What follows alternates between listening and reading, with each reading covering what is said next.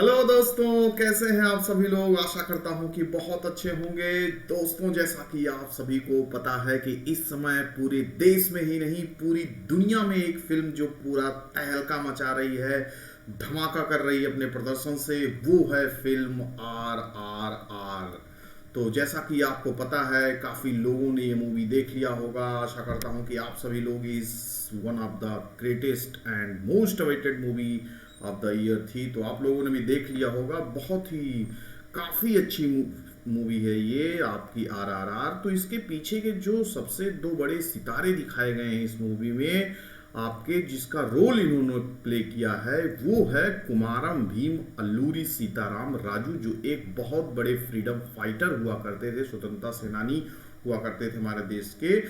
इन्होंने काफ़ी बड़ा रोल प्ले किया था, किसमें, आपकी देश की आज़ादी में। कह सकते हैं कि इनका रीजनल लेवल के जो आपके एक्सप्लॉइटेटर्स थे, उन्हीं लोगों से इनकी मेन भिड़ंत हुआ करती थी। जैसे उस समय अंग्रेज थे, निजाम थे, तो इनका एक तरीके से आदिवासी जो नेता के रूप में थे ये, वहाँ के जो आदिवासियों के लिए हक की लड़ाई इन्होंने लड़ी 1920 के एरा के आसपास।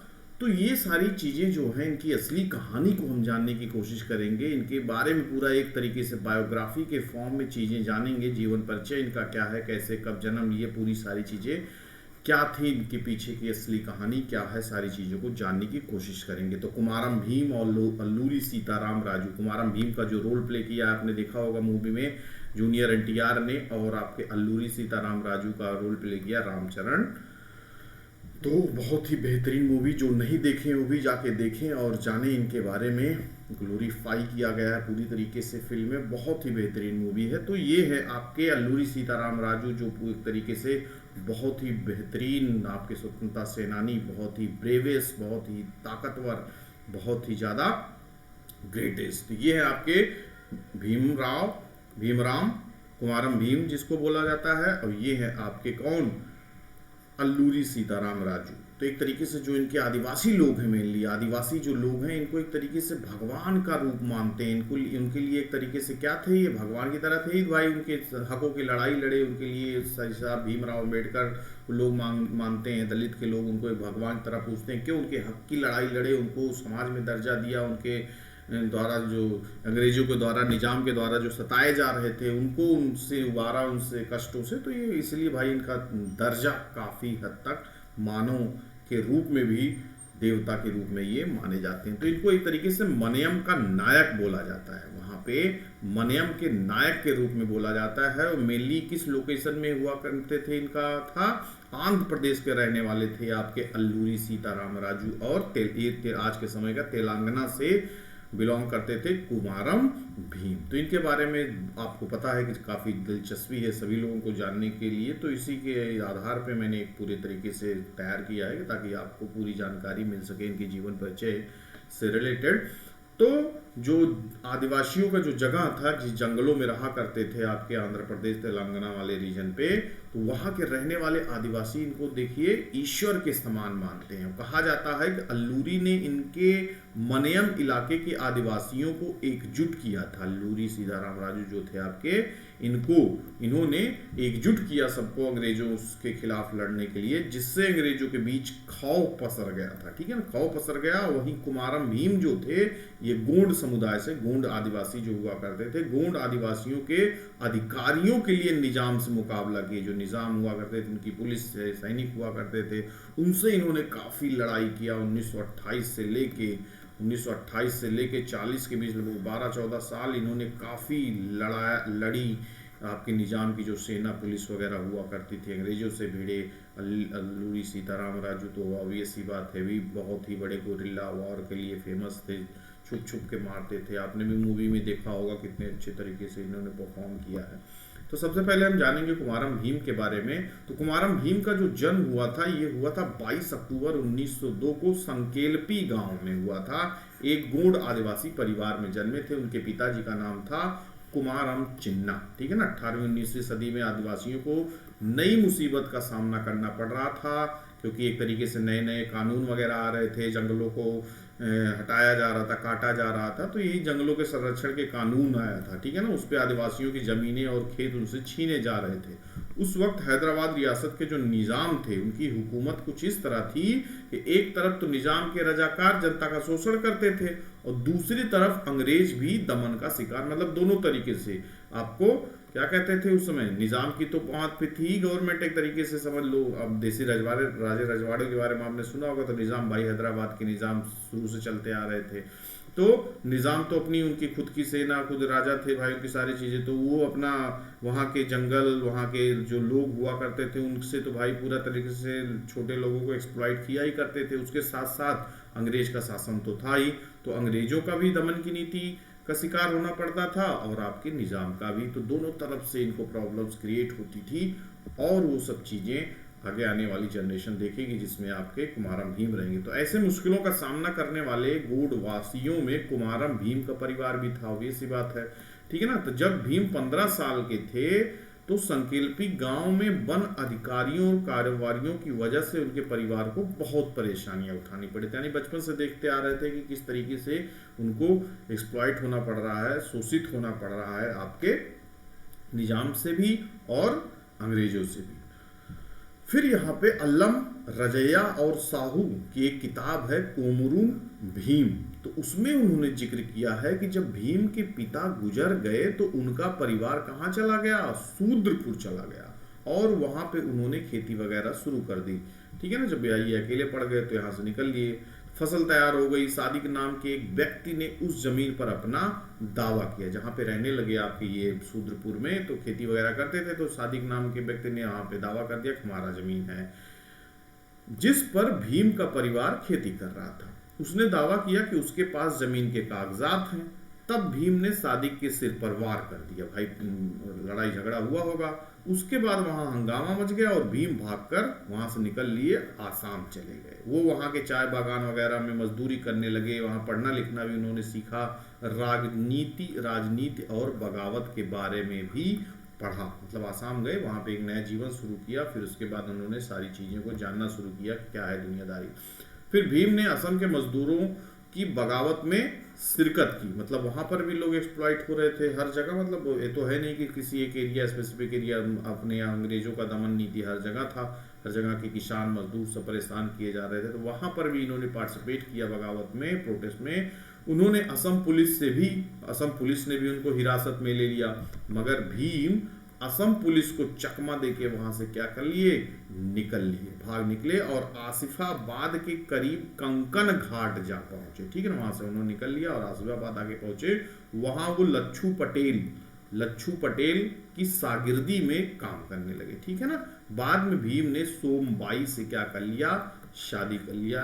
यही है सोमबाई जी, जो उनकी पत्नी हुआ करती थी। अब जंगल के अधिकारियों के लिए भी इन्होंने संघर्ष किया। अब भीम के चाचाओं ने अन्य आदिवासियों के साथ मिलकर क्या कर दिया, बाबे जारी के पास 12 गांव के जंगल साफ किए, ठीक है ना, और वहां खेती वगैरह करने लगे। इसके बाद फिर जुल्म स्टार्ट हो गए। पुलिस ने उनके गांव को तहस नहस कर दिया जहां पे वो खेती वगैरह करने लगे। इस तरह 12 गांव की तरफ से प्रशासन से बात करने के लिए कौन आया, भीम एक तरीके से लीडरशिप को लीड कर रहे थे, तो भीम को भेजा गया, जाइए प्रशासन से बातचीत कीजिए। भीम और बाकी आदिवासियों को रोज सरकारी अधिकारियों के जुल्म का शिकार होना पड़ता था।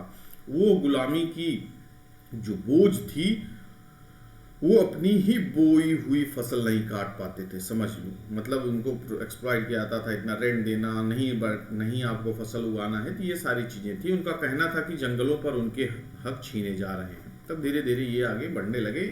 इन सब से खींच खाकर भीम ने इन 12 गांव के आदिवासियों को एकजुट, मतलब उन्होंने कहा कि भाई अब एक हो जाओ, हमें एक होना पड़ेगा, नहीं तो हम इसी तरीके से एक्सप्लॉइट होते रहेंगे। इससे अहम बात यह है कि भीम का कहना था कि जंगलों, वहां की जमीनों और नदियों के पानी पर आदिवासियों का ही हक है। इसके लिए भीम ने एक नारा भी दिया, जल जंगल और जमीन। आपने मूवी में भी देखा होगा, जल जंगल और जमीन का पूरा एक तरीके से कॉम्बिनेशन दिखाया गया है, तो उसमें भी काफी हद तक सारी चीजें आपको देखने को मिलेगी। आदिवासियों ने भीम के नेतृत्व में इन संसाधनों पर अपना हक हासिल करने के लिए आंदोलन कर दिया। जब एक तरीके से पूरा वो किया जाने लगा कि अब क्या करना है, आंदोलन करना ही पड़ेगा, एकजुट होना ही पड़ेगा अपनी जमीनों के लिए। तो फिर काफी लोगों को इन्होंने इकट्ठा किया और अपने हक के लिए आंदोलन खड़ा कर दिया। भीम ने नारा दिया, मावा नाते मावा राज, यानी हमारी जमीन हमारा सरकार, हमारी सरकार। अल्लम रजैया कहते हैं अपनी उसमें बुक में, जब निज़ाम की हुकूमत को लगा कि हालात उनके हाथ से बाहर जा रहे हैं तो निज़ाम ने उप जिला अधिकारी को आदिवासियों से बात करने के लिए भेजा। उन्होंने सोचा भाई आंदोलन खड़ा हो गया, अब ये लोग अपना हम लोग को भी ख़त्म कर सकते हैं और अपना आंदोलन को बड़ा रूप दे सकते हैं। तो निज़ाम ने भेजा कि भैया जाओ बातचीत करो। तो उप जिला अधिकारी को भेजा गया। तो आंदोलन कर रहे 12 गांव के आदिवासियों ने वादा किया कि उन्हें जमीन का मालिकाना हक मिलना चाहिए और दस्तावेज दिया जाना चाहिए, उनके कर्ज को भी माफ कर दिया जाए। हालांकि भीम ने इन 12 गांव के आदिवासियों को स्वराज की मांग की, लेकिन उप जिला अधिकारी ने क्या कर दिया, इसको मना कर दिया, उससे सहमत नहीं हुए। ठीक है ना, जब सहमत नहीं हुए तो भाई बात आगे बढ़ेगी। फिर जब आदिवासियों के साथ प्रशासन की बातचीत नाकाम रही तो आंदोलन खत्म करने के लिए निजाम ने पुलिस की एक खास टुकड़ी भेज दी, वो भी चुपके से भेज दी कि इनको संभलने का मौका न मिले। तो भीम के नेतृत्व में गोंड आदिवासी लगभग 7 महीनों तक पुलिस से मुकाबला करते रहे। सोचिए 7 महीनों तक मुकाबला होता रहा। आखिरकार 1 सितंबर 1940 को पुलिस ने भीम को गोली मारकर हत्या कर दी। ठीक है ना। उस दिन अस्वायुजु पूर्णिमा थी, यानी अस्वायुजु महीने का आखिरी दिन था। जिस जगह कुमारम को गोली मारी गई वो जगह आज के कुमारम भीम आसिफाबाद जिले का जोदेन घाट गांव था। ठीक है ना, ये आसिफाबाद जिले में है जोदेन घाट गांव। ठीक है ना। तो फाइनली इनको गोली से मार दिया गया, इनकी मृत्यु हो गई। और ये जो जगह आप देख रहे हैं यहीं पे वो उस समय मौजूद थे आपके कुमारम भीम। ठीक है ना। उस रोज निजाम की पुलिस ने 300 से ज्यादा लोग भारी गोला बारूद और हथियारों के साथ दाखिल हुए। भाई जब इतने पूरा बल फोर्स से पहुंच जाओगे, किसी को पता नहीं है तो फिर कहाँ से संभाल पाएंगे। आदिवासियों के पास उतने संसाधन नहीं, उतनी चीज़ें नहीं कि आपका सामना कर पाए। तो ये अचानक से हुई ये पूरी तरीके से कार्रवाई। फिर आदिवासियों को तैयार होने का मौका भी नहीं दिया गया। ठीक है ना। कुर्दू पटेल नाम के व्यक्ति के मुखबिरी, ये कुर्दू पटेल ने बताया होता, इसने गद्दारी किया, इसी ने मुखबिरी करके जानकारी दी कि भाई वहाँ पे छुपे हुए हैं पहाड़ी की तरफ, जिसमें भीम और उनके साथियों ने अपना ठिकाना बनाया हुआ है। यहीं पहाड़ी की तरफ इसी स्थान पे आपके रह रहे थे। तो भीम और उनके 15 साथियों को तो मौके पर ही मार दिया गया, जबकि बाकी लोगों को गिरफ्तार कर लिया गया और उस दिन भीम के विद्रोह का अंत हो गया। फिर बाद में क्या हुआ, बाद में भीम की मौत के जिम्मेदार कुर्दू पटेल भी मारे गए। भाई अब ऑब्वियस सी बात है, जिस मौका ढूंढ की तलाश कर रहे थे। तो कुर्दू पटेल को तेलंगाना के हथियारबंद किसान विद्रोहियों ने सन 46 में संघर्ष के दौरान उनको भी मार दिया। तो ये आपकी समाधि वगैरह है आपके किसकी, कुमारम भीम की, और यहीं पे ही छुपे हुए थे। तो फाइनली यही रहा इनके जीवन की कहानी कुमारम भीम के, जो आपने देखा कि किस तरीके से ये क्या किए, संघर्ष का सामना किए निज़ाम के टुकड़ियों से और अंग्रेजों से। फिर उसके बाद हम देखेंगे अल्लूरी सीताराम राजू, जो कि आपने मूवी में देखा होगा, रामचरण ने इनका किरदार निभाया है। भी बहुत ही ज़्यादा गोरिल्ला वार के लिए फेमस व्यक्ति, इवन महात्मा गांधी के बहुत बड़े समर्थक थे, उन्होंने भी अपनी किताब में लिखा है। तो ये तेलुगु प्रदेश में अंग्रेजों के शासन के खिलाफ संघर्ष करने वाले स्वतंत्रता सेनानी थे। उन्होंने मनियम के आदिवासियों को एकजुट किया और अंग्रेजों से बगावत कर दी। कई बरस तक अंग्रेजों से हथियारबंद संघर्ष किया। आखिर में उन्हें अंग्रेजों ने उनको भी भून दिया था पेड़ में बांधकर। महात्मा गांधी ने अपनी पत्रिका यंग इंडियन में भी अल्लूरी सीताराम राजू के बारे में तारीफ किया है। ठीक है ना, ये भी ध्यान में रखिएगा। इनका जन्म 4 जुलाई 1897 में हुआ था। कहाँ पे, विशाखापट्टनम जिले में पांडरंगी गांव में हुआ था। ठीक है ना। उनकी पुश्तैनी गांव कहाँ पे थी, वेस्ट गोदावरी जिले के मुगल्लू में था। उनके पिताजी का नाम क्या था, वेंकाराम राजू था। ठीक है ना। फिर अल्लूरी के पिता क्या थे, एक फोटोग्राफर थे। उनकी माँ का नाम सूर्या नारायण अम्बा था। वो निम्न मध्यम वर्गीय लोअर मिडिल क्लास फैमिली से ताल्लुकात रखते थे। अल्लूरी सीताराम राजू अपनी पढ़ाई गोदावरी क्षेत्र के तमाम हिस्सों में, जैसे नरसापुरम, राजा महेंद्रवरम, राजापुरम, टूनी, ककिनाडा और अन्य जगहों पे किया। पढ़ाई लिखाई भी खूब किए। तो ये जब 6ठी कक्षा में पढ़ रहे थे तब गोदावरी पुरकारुलू का दौर था। ठीक है ना। उस समय हैजे की महामारी फैली हुई थी और 1908 में इनके पिता की हैजे से मृत्यु हो गई। इसके बाद अल्लूरी बहुत आगे तक पढ़ाई नहीं कर सके। ठीक है ना। फिर उन्होंने 1916 में उत्तर भारत का दौरा किया। ताकि अपना ध्यान वगैरह लगा सके। और उनका आध्यात्मिक सफ़र भी तरीके से आध्यात्मिक के लिए उन्होंने आगे बढ़ा कि थोड़ा अध्यात्म को स्वीकार करें। तो आध्यात्मिक सफ़र पूरा करके अल्लूरी फिर 1918 में फिर वापस अपने गांव लौटे और 1919 के दौरान उन्हें अंदाजा होने लगा था कि मनियम इलाके के आदिवासियों के साथ क्या हो रहा है, नाइंसाफ़ी हो रहा है। अंग्रेजों के दमन की नीति इतनी ज़्यादा ताकतवर थी कि काफ़ी एक्सप्लॉइट हो रहे थे इनके आदिवासी लोग। तो उन्होंने आदिवासियों को इंसाफ दिलाने की लड़ाई में कूद पड़े, ठीक है ना। तो अल्लूरी सीताराम राजू ने क्या किया, आदिवासियों की फसलों पर जबरन कब्जे, उनके काम कराने की मजदूरी ना देने जैसे मुद्दों पर सरकार को घेरना शुरू कर दिया। मतलब जो जो प्रॉब्लम्स क्रिएट हो रही थी, प्रोटेस्ट करना स्टार्ट कर दिया। अल्लूरी ने आदिवासियों को संगठित करके आंदोलन को आगे बढ़ाया। फिर बड़ी बमुश्किल 20 बरस के रहे होंगे तब अंग्रेजों के जुल्मों के खिलाफ बगावत की थी। सोचिए 20 वर्ष की अवस्था में ही, ठीक है ना। असल में मनियम इलाके में अंग्रेज स्थानीय जमींदार जैसे कि मुताधार के साथ मिलकर आदिवासियों का शोषण कर रहे थे। इस बात से अल्लूरी सीताराम राजू का गुस्सा और भड़क गया। स्थानीय साहूकार और ठेकेदारों द्वारा आदिवासियों पर ढाए जा रहे जुल्म और हिंसा से परेशान होकर अल्लूरी ने क्या कर दिया, बड़े लेवल पे बिगुल बजा दिया। फिर उसके बाद क्या देखने को मिलता है कि उनके नेतृत्व में मनियम एजेंसी के बागियों ने पुलिस थानों पर क्या कर दिया, हमला करके सारे हथियारों को लूट लिया, ठीक है ना। काफी दिन से प्लान बना रहे थे। तो अल्लूरी और उनके साथियों ने राजा मूंगी, अज्ञात बिल्ला देवी पटनम और चिंतापल्ली कृष्णा देवी पेट्टा अन्य थानों पर हमला करके सारी बंदूकें वगैरह हथियार लिए सैकड़ों किलोमीटर इलाके में फैले इन थानों में एक ही दिन में एक साथ आदिवासियों के हमले से पूरे इलाके में भाई सनसनी फैली जाएगी। ऑब्वियस सी बात है, पूरा जितने थाने थे सबको लूट लिया। लोगों के बीच अल्लूरी बेहद लोकप्रिय और मशहूर हो गए थे, ठीक है ना। काफी इस तरह के भाई ऑब्वियस सी बात है काफी हीरो टाइप बन गए। कुछ लोगों को लगने लगा इनके पास भाई जादुई शक्तियां, एक थाने को लूटना बड़ी बात है, इतने इनके नेतृत्व में इतने थाने लूट लिए गए। उस वक्त की सरकार ने आदिवासियों की बगावत को मनयम पिथूरी नाम दिया, ठीक है ना, ध्यान रखिएगा।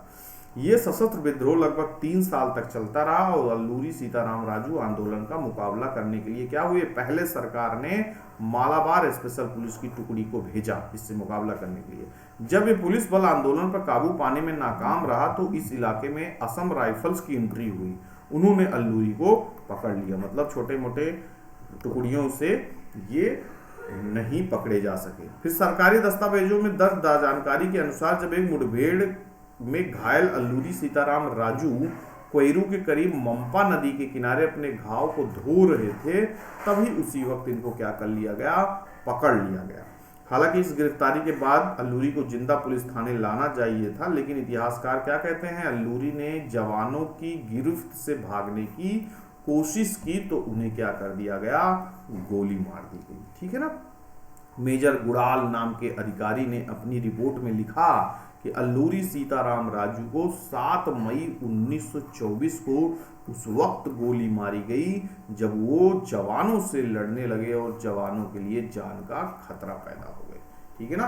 तो वहां से भाग रहे थे तो फाइनली उन्होंने गोली मार दी गई, लेकिन वही है लड़ते लड़ते फाइनली शहीद हुए। इसके बाद अल्लूरी का शव कृष्णा देवी पेट्टा लाया गया जहां पे उनका अंतिम संस्कार किया गया। इस इलाके को अल्लूरी मेमोरियल पार्क भी के तौर पे विकसित किया गया है। बहादुरी से अंग्रेजों का सामना करने के वाले अल्लूरी सीताराम राजू की मौत महज 27 वर्ष की उम्र में हो गई थी। उन्हें मनियम के क्रांतिकारी के तौर पे याद किया जाता है। साल भर सैकड़ों लोग उन्हें श्रद्धांजलि देने के लिए अल्लूरी मेमोरियल पार्क भी आते हैं, ठीक है ना। तो काफ़ी लोग आएंगे जाएंगे क्योंकि मूवी भी इतने बड़े लेवल पे हिट हो गई है और काफ़ी लोकप्रिय हो गई है। अल्लूरी की मौत के बाद अंग्रेज सरकार ने उनके साथ बगावत करने वाले 17 लोगों को गिरफ्तार किया था, ठीक है ना। उन्हें अंडमान समेत कई जगह पे अलग अलग जेल में कैद रखा गया। इस आंदोलन के दौरान अल्लूरी के कई साथियों ने भी अपनी जान गंवाई थी।